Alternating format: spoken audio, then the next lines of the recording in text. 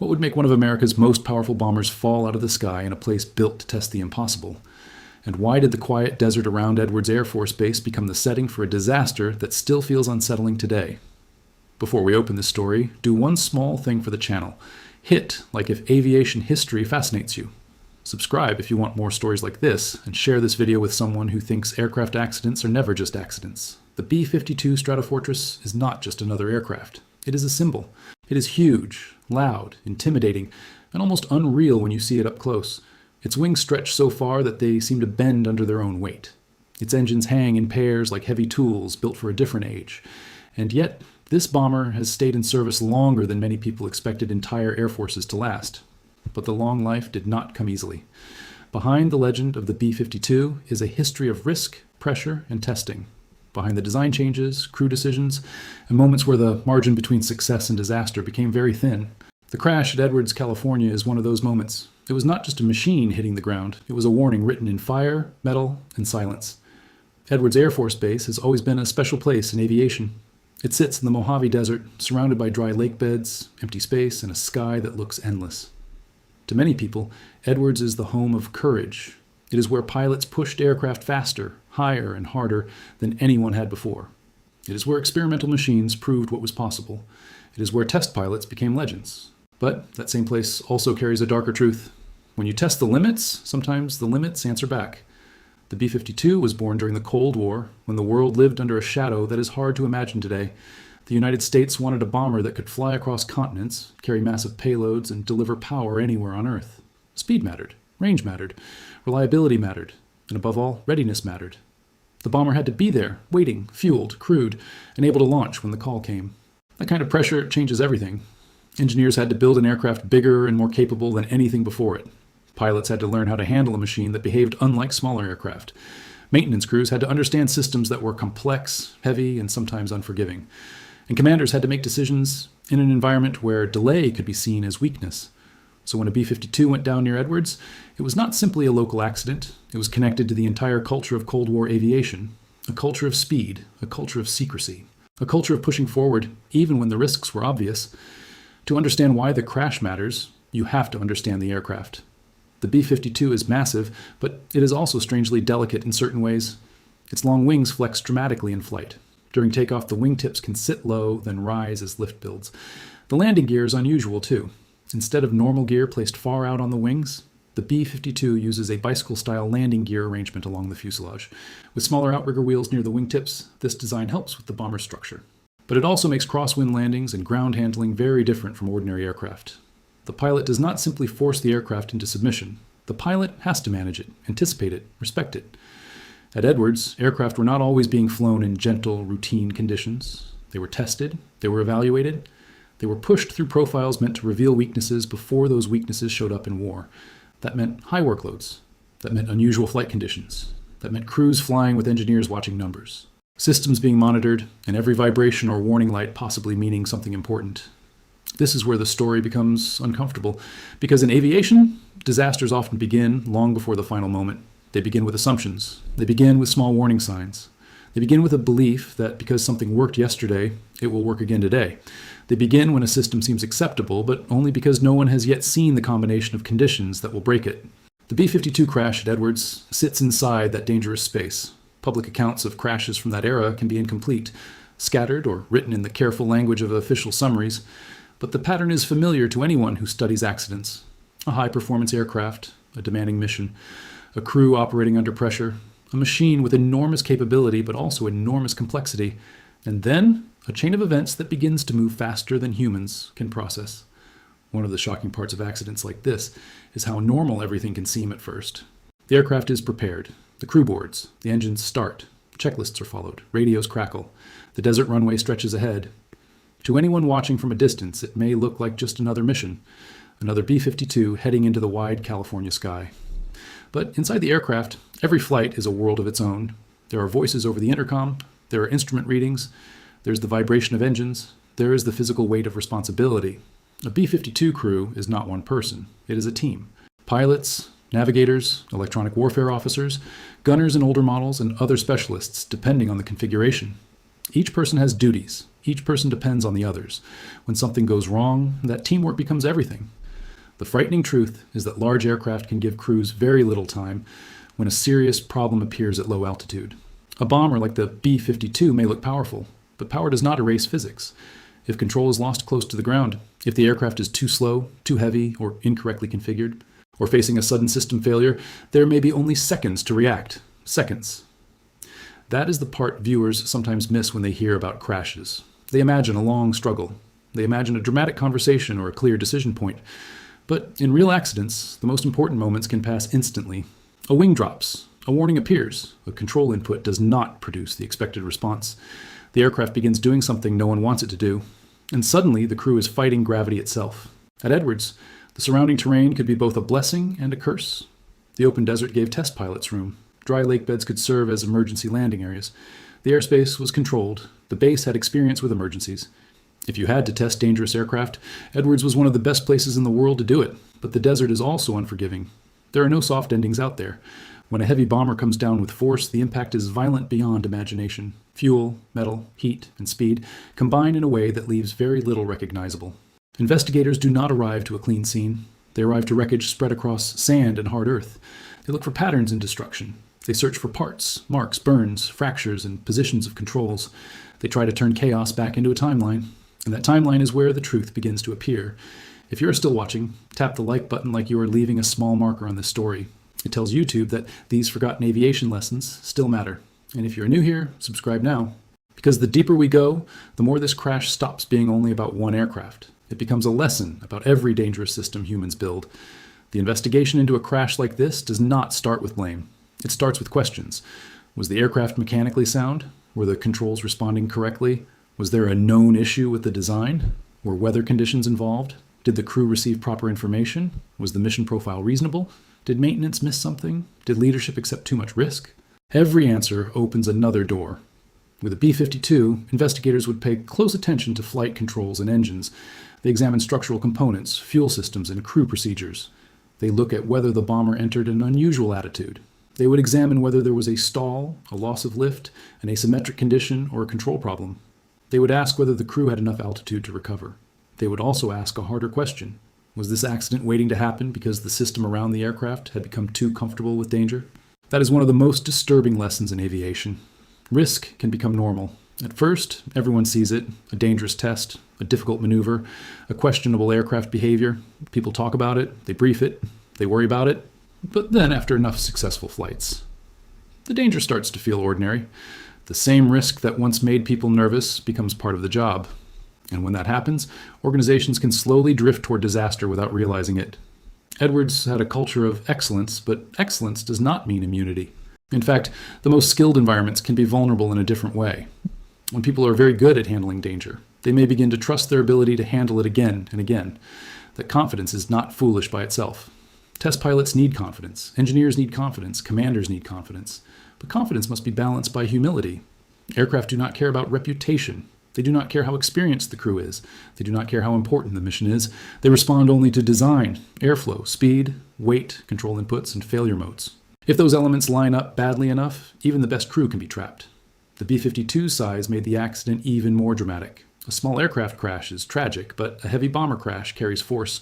The amount of energy involved is enormous. The wreckage can reveal how severe the final seconds were. The sound alone would have been terrifying. In the desert, sound travels in strange ways. A roar, a break, an impact, and then a silence that feels unnatural. For the people on base, news of a crash was personal. These were not anonymous names. They were crew members, co-workers, friends, husbands, fathers, sons, and brothers.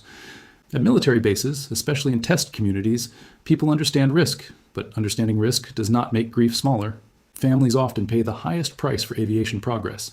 They see the uniform leave the house. They hear the aircraft overhead.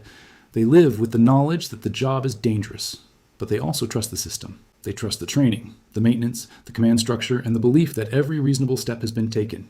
When that trust is broken by a crash, even accidentally, the pain spreads far beyond the impact site. One of the shocking details in many Cold War military aviation accidents is how quickly the machine of progress kept moving. The wreckage was studied, reports were written, funerals were held, lessons were discussed. But the larger mission did not stop. The Cold War did not pause for grief. Aircraft still had to fly, crews still had to train, bombers still had to stand alert. That is emotionally hard to accept. But it is also part of the truth. The B-52 program continued because leaders believed it was essential. And in a strategic sense, they were right. The B-52 became one of the most important aircraft in American history. It served in nuclear deterrence, conventional bombing, maritime roles, and close air support coordination. It served in long-range strike missions. It flew in Vietnam, the Gulf War, Afghanistan, Iraq, and beyond. It adapted again and again. But every improvement came from experience, and some of that experience came at a terrible cost. Crashes force changes that normal reports often cannot. They make hidden weaknesses visible. They expose flawed assumptions. They make training more specific. They make checklists sharper. They push engineers to redesign parts or modify systems. They improve warnings or limit dangerous profiles. They remind leadership that a successful mission is not proof of safety.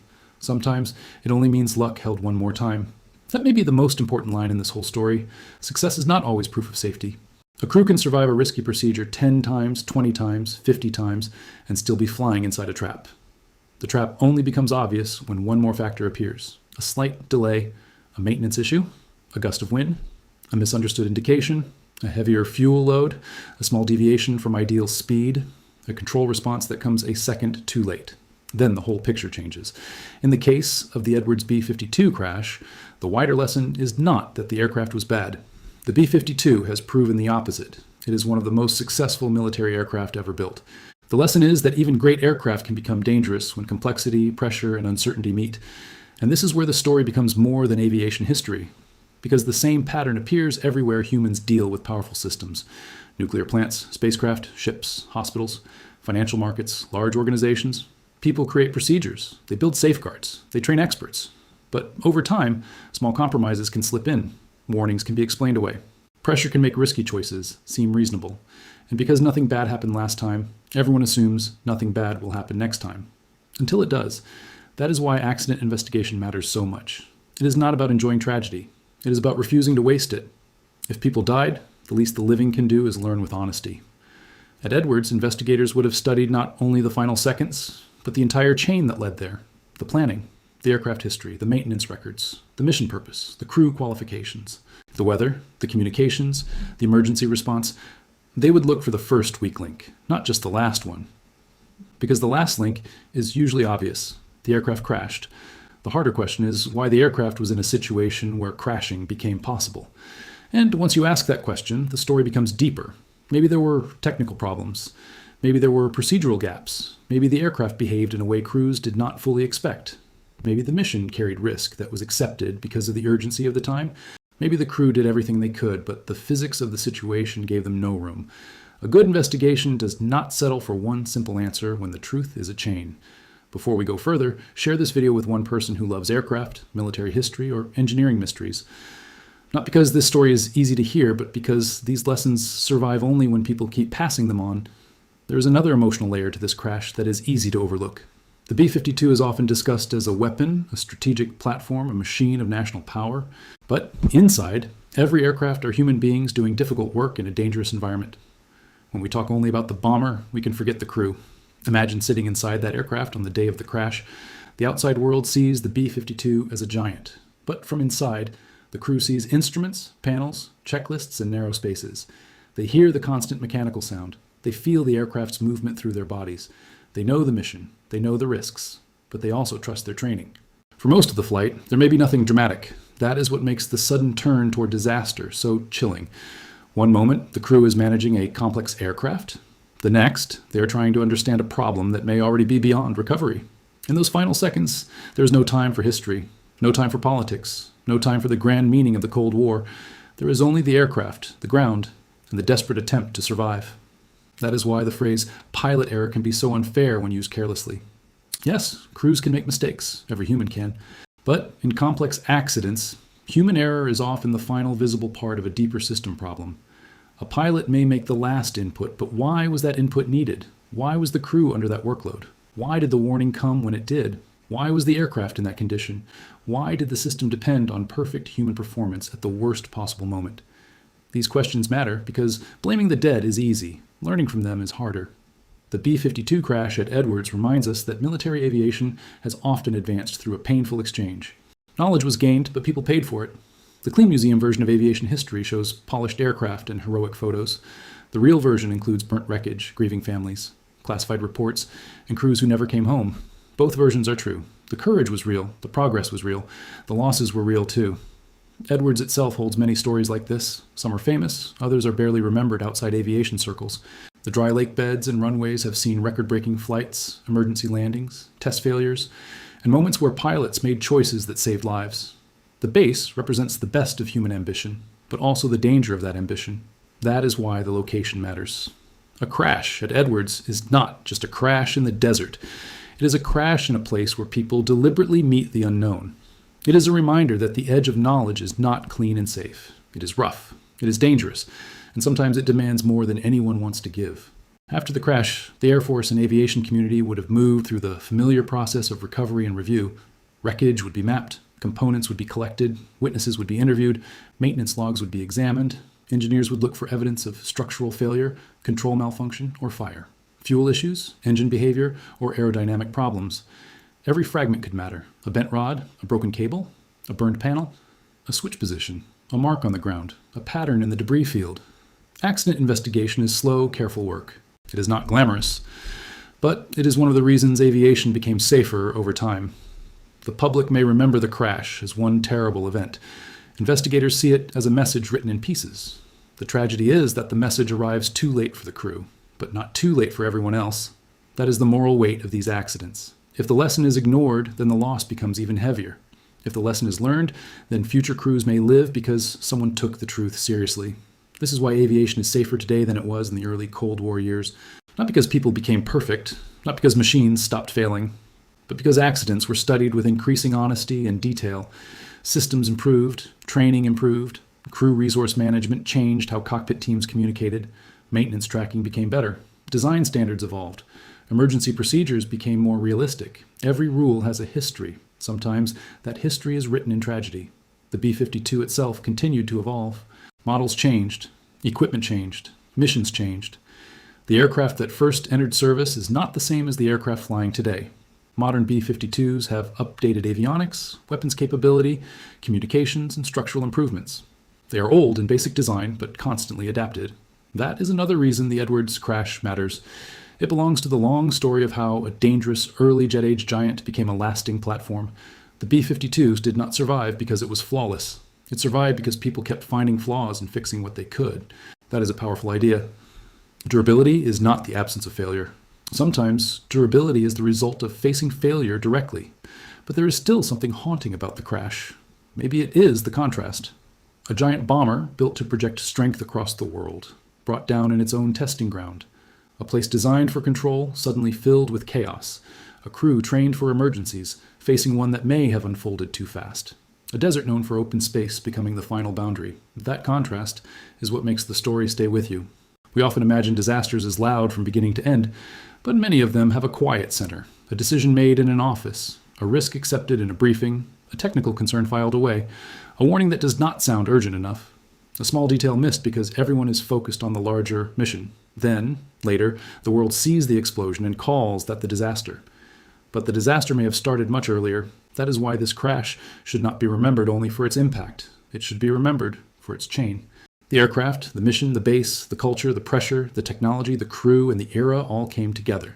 Remove one link, and maybe the ending changes. Leave them all in place, and the outcome becomes harder to escape. This is not about blaming one person. It is about understanding how powerful systems fail. And the B-52 is the perfect example of a powerful system.